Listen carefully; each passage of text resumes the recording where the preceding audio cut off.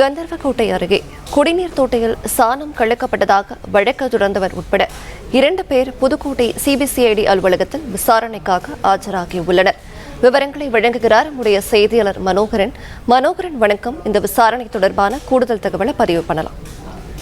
வணக்கம். மேல்நிலை நீர்த்தேக்க தொட்டியில் மாட்டுச்சாணம் கலந்த வழக்கு விவகாரத்தில் சம்மன் அனுப்பப்பட்ட நபர்கள் தற்பொழுது புதுக்கோட்டை சிபிசிஐடி காவல்துறை அலுவலகத்தில் ஆஜராகியுள்ளனர். புதுக்கோட்டை மாவட்டம் கந்தர்வக்கோட்டை அருகே உள்ள குருவாண்டான் தெரு குடிநீர் மேல்நிலை நீர்த்தேக்க தொட்டியில் மாட்டுச்சாணம் கலக்கப்பட்டதாக எழுந்த புகாரின் அடிப்படையில் அதிகாரிகள் மேல்நிலை நீர்த்தேக்க தொட்டியில் ஆய்வு செய்து அதில் உள்ள நீரின் மாதிரியை ஆய்வுக்காக அனுப்பி வைத்தனர். அந்த ஆய்வின் முடிவில் குடிநீரில் மாட்டுச்சாணம் கலக்கப்படவில்லை என்றும் அதில் இருப்பது பாசிதான் என்றும் அந்த குடிநீரால் எவ்வித கிருமிகளும் பரவுவதற்கு வாய்ப்பில்லை என்றும் ஆய்வறிக்கை தெரிவித்தது.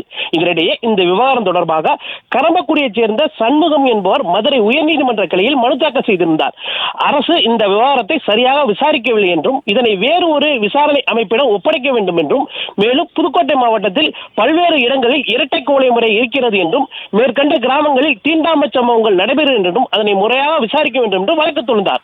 இதனை அடுத்து மதுரை உயர்நீதிமன்றம் வழக்கு விசாரணை சிபிசிஐடி வசம் ஒப்படைத்தது.